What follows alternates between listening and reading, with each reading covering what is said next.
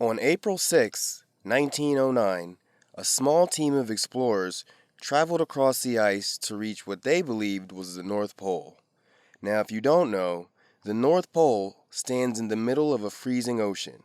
It is the most northern part of the Earth. You could say it's the top of the world. And until 1909, no known person had ever traveled there.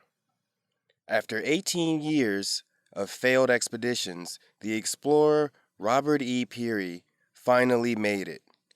His name quickly became famous around the world, but Robert Peary isn't the only name we should know.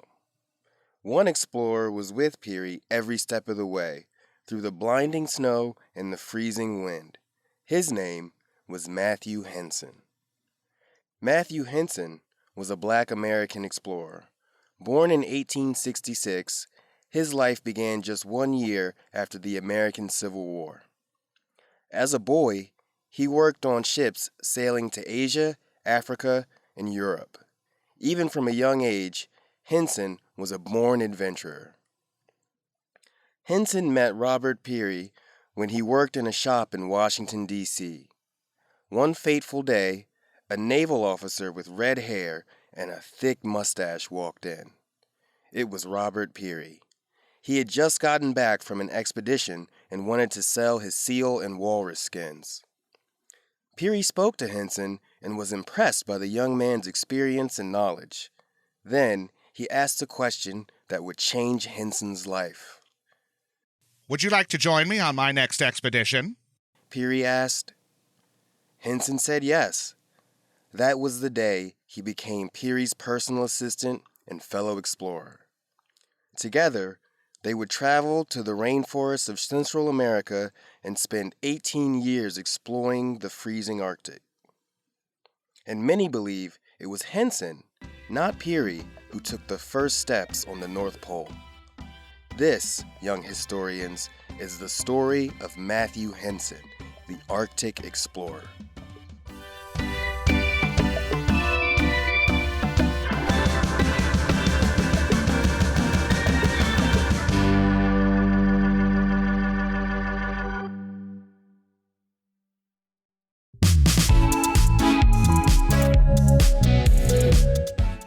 Hi, young historians.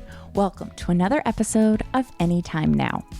I'm Brooke, co-founder of Honest History. Do you love a great story about adventure and exploration?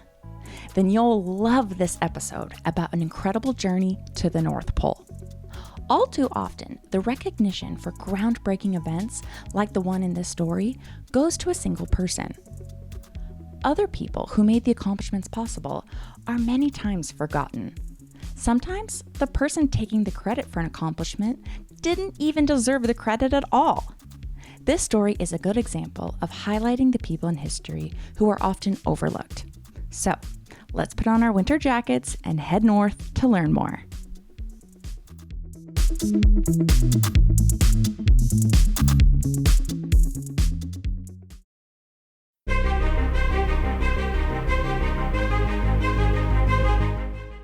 Our story begins in July 1908.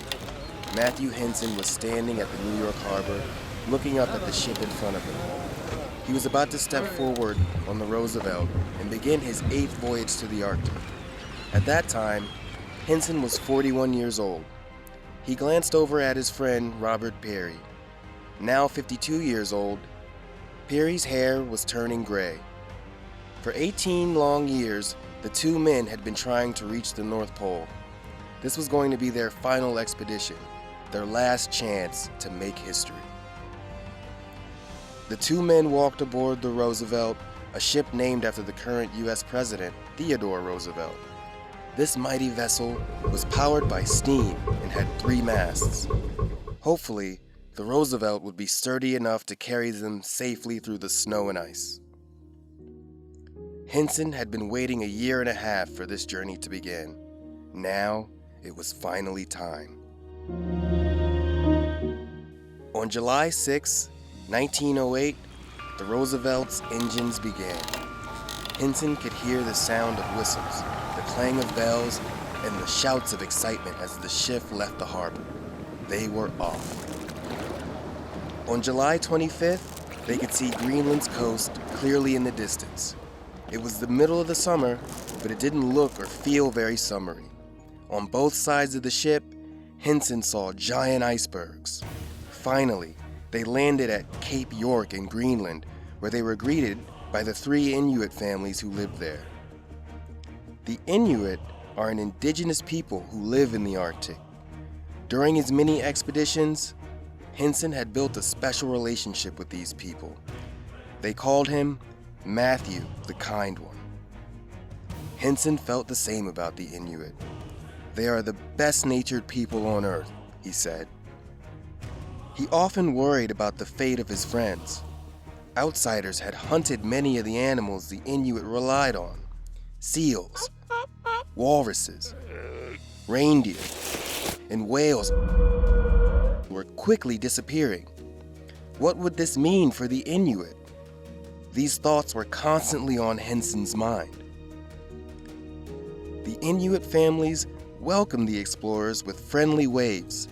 As soon as the ship arrived, Henson got straight to work. "Matt, the commander wants you," one crew member would shout. "Matt, do this," another would say. "I have been up to my neck in work," Henson sighed. The crew constantly needed his help. Henson was a talented craftsman and carpenter. He was also a part-time barber, tailor, and dog trainer. Perhaps his most important skill was that he could speak the Inuit language. He used it to trade and learn from the people. They taught him how to build igloos and drive dog sleds. He joined them on walrus hunts and traded with them to get sled dogs and animal furs for their journey. The ship continued north to Etah Harbor. They loaded up the Roosevelt with supplies, meat, coal, and traded with the Inuit to gather more dogs. They were going to need a lot of sled dogs in order to get to the North Pole, 133 to be exact. "The dogs are ever interesting," Henson said. "They never bark and often bite, but there is no danger from their bites." These intelligent animals had sharp noses, pointed ears, and very thick fur. They seemed more like wolves than any other dog Henson had ever seen. Getting these dogs into their harnesses for the sleds was no easy task. Henson had to take a piece of frozen meat in one hand and hold the harness in the other. Then, he had to drop the meat in front of the dog. Just as it dived towards the snack, Henson had to grab any part of the dog he could get his hands on. He would then slip the dog's head through the harness, next its paws, and then finally he tied the dog to the sled.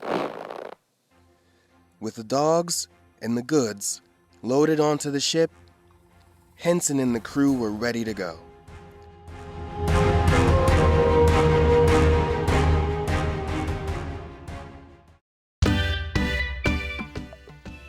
Hi, young historians! Time for a quick break from this amazing story to tell you a bit more about Honest History. If you're enjoying this episode, then you'll love Honest History's magazines and books.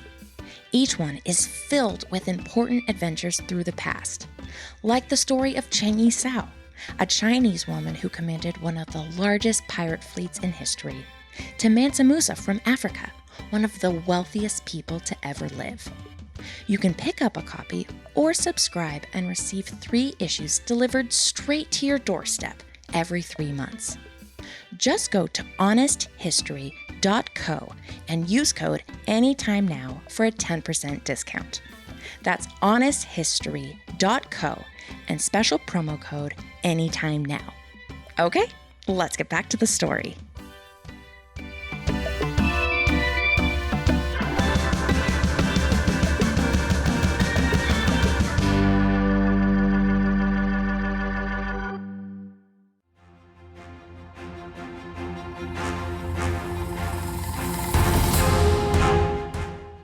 "39 Inuit joined them on the Roosevelt, including men, women, and children. But just as the ship prepared to set off, a huge blizzard blew in. It was impossible to see through the snow and wind. By the afternoon, the sky finally began to clear. The dogs howled as the men cheered, and soon the crew set off. There was just one problem. Now there was a thick sheet of ice, completely blocking their path. How was the ship going to get through that? Thankfully, the captain found a path of open water and began to navigate the Roosevelt through the ice, but the path soon came to an end. The ship had no other choice but to stop. Later that night, the ice began to move and shift, making a horrible sound and scaring everyone aboard. For the next 21 days, it was going to be a grueling journey. Ice would constantly crash into the Roosevelt, jostling the crew on board. The ship would go forwards, then backwards. Sometimes, it would get completely stuck, and even worse, completely stuck in the middle of a blizzard. The storms in the Arctic were something else. The only word I can use to describe them is terrible, and the fullest meaning it conveys, Henson said. He once watched strong winds blow boulders nearly 100 feet. Just imagine if one of those rocks hit him. Slowly, the ship inched further and further north. Finally, in September, they arrived at Cape Sheridan in Canada. From here, a team of 24 men would begin their journey to the North Pole by dog sled. But first, they would spend the Arctic winter gathering supplies and storing meat. Henson spent that winter on hunting trips and building sleds. Tired and always cold, Henson still marveled at the dazzling white landscape around him. Imagine gorgeous bleakness, beautiful blankness, he said.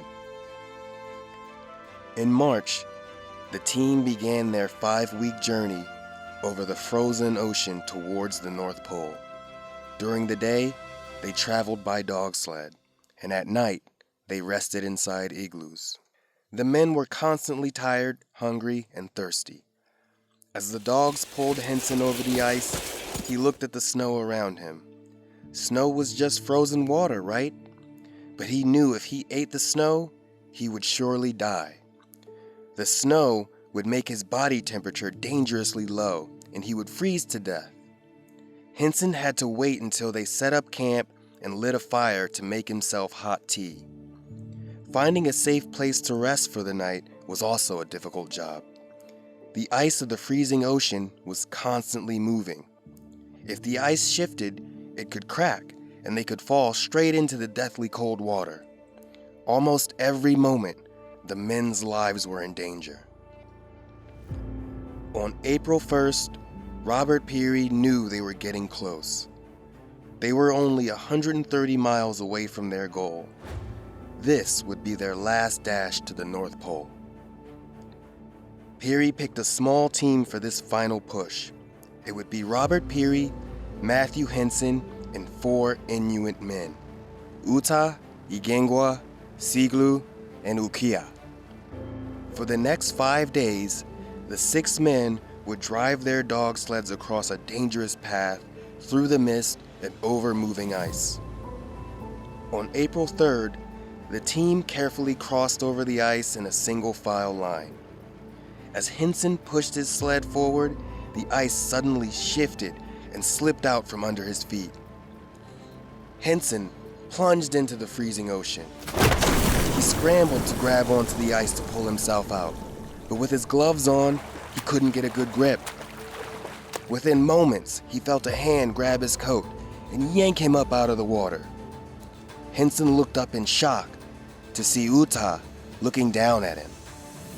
This man had just saved his life. Without a moment to lose, the 2 men hurried to catch up to Peary.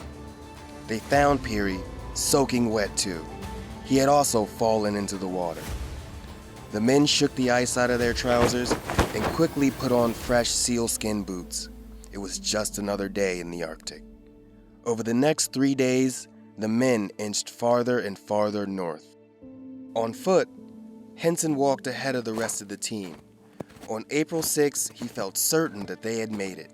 The next day, Peary took measurements and wrote them down on a piece of tissue paper. We will plant the stars and stripes at the North Pole, Peary shouted. The men unfolded the American flag that Peary carried with him on every expedition.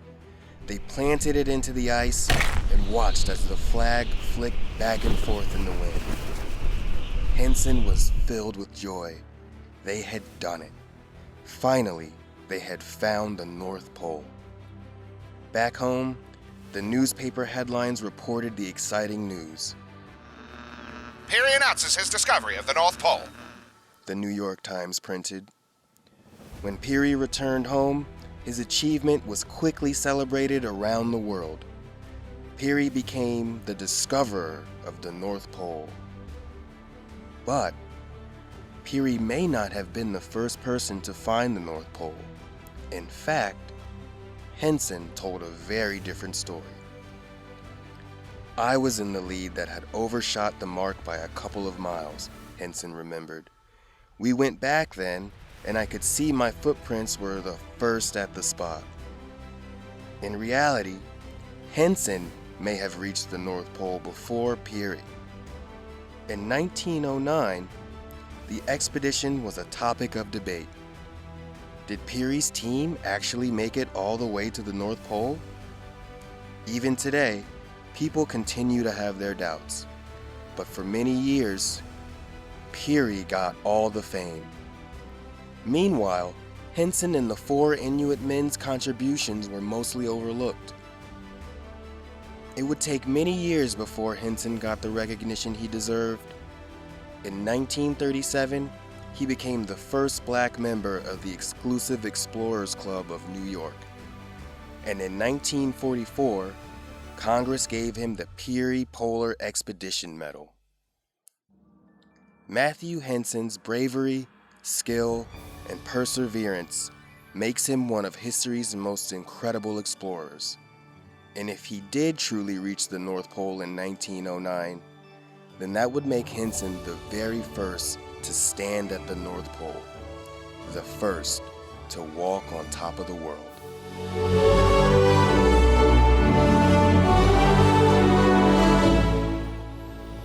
Welcome back. Did you enjoy this amazing adventure as much as I did?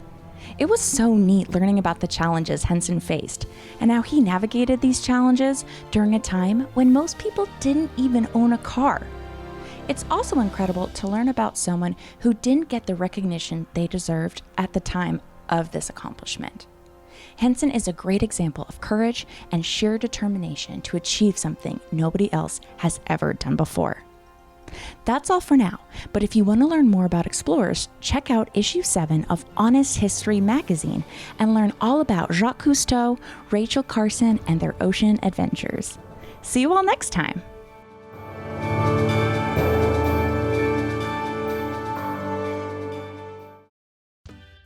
This episode was hosted by Thomas Lundy and written by Heidi Coburn.